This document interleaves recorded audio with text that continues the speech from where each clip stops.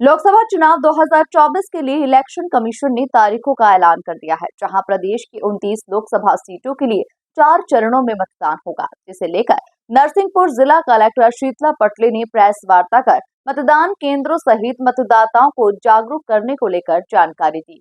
देखिए खबर।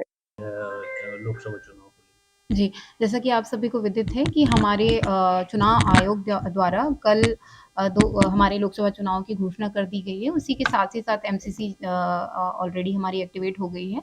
उसी के संदर्भ में आज हमारे द्वारा प्रेस कॉन्फ्रेंस की गई थी। इसमें हम ये बताना चाहेंगे कि हमारे ज़िले में कुल 4 विधानसभाएँ हैं, जिसमें 2 संसदीय क्षेत्र लगते हैं। हमारी जो गोटेगाँव विधानसभा है, वो मंडला संसदीय क्षेत्र में जाती है और उसका चुनाव हमारा 19 अप्रैल को होना है। साथ ही साथ हमारी जो बाकी की 3 विधानसभाएँ हैं, गोटेगाँव, तेंदुखेड़ा और नरसिंहपुर, वो हमारी होशंगाबाद पार्लियामेंट्री कॉन्स्टिट्यूएंसी में आती है, जिसका चुनाव हमारा 26 अप्रैल को होना है।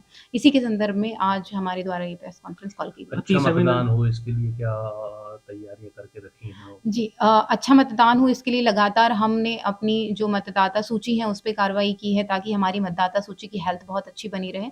साथ ही साथ स्वीप की हमारी गतिविधियां प्रारंभ हो चुकी हैं, जिसे हम अभी और बढ़ाएंगे और सभी मतदाताओं तक पहुंच के उनसे उनके मताधिकार का प्रयोग करने की अपील करेंगे। सभी हमारे जो नागरिक हैं उनसे भी रिक्वेस्ट की जाती है कि लोकतांत्रिक व्यवस्था में आपके मत का बहुत मूल्य है और जिस प्रकार से बूंद बूंद से सागर भरता है, उसी प्रकार से आपके मत से ये जो है हमारे लोकतांत्रिक व्यवस्था का सागर जो है वो अच्छा बनेगा, उद्वेलित होगा। इसलिए आवश्यक है कि आप अपने मताधिकार का प्रयोग करें और डेफिनेटली पोलिंग बूथ पे जाएं।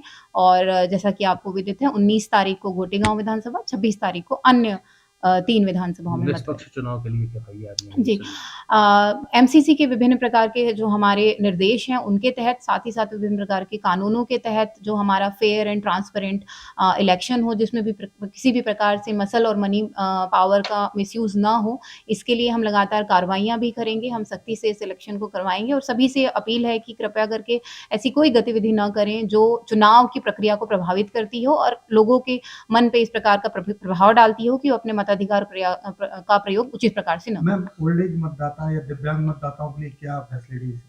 जी, इस बार जो हमारे निर्देश हैं उनके तहत 85 प्लस के जो हमारे मतदाता हैं, साथ ही साथ जो हमारे दिव्यांग मतदाता हैं जिनकी 40% से अधिक की दिव्यांगता है, वे सभी उनको अलाउड है वोट फ्रॉम होम की एक अपॉर्चुनिटी उपलब्ध कराई गई है। एक फॉर्म 12D है जो उन तक पहुँचाया जाएगा।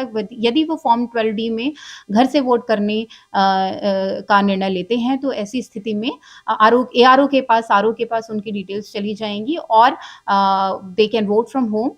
साथ ही साथ यदि वो इस ऑप्शन का उपयोग नहीं करते हैं, तो वो अपने मत का प्रयोग पोलिंग बूथ पर आके कर सकते हैं। इसमें बस एक बात ध्यान देने की रहेगी कि एक बार 12D के माध्यम से यदि आपने घर से वोट करने का चयन कर लिया है, तो फिर आप मतदान केंद्र पे जाकर वोट नहीं कर पाएंगे। मतदान केंद्र पे वोट करने के लिए यदि आते हैं, तो एक्सेसिबिलिटी की सारी सुविधा हम रखेंगे, व्हीलचेयर रहेगी, वॉलंटियर्स रहेंगे। इस प्रकार से किसी को मतदान का अपने मताधिकार का उपयोग करने में कोई दिक्कत ना हो, ये सुनिश्चित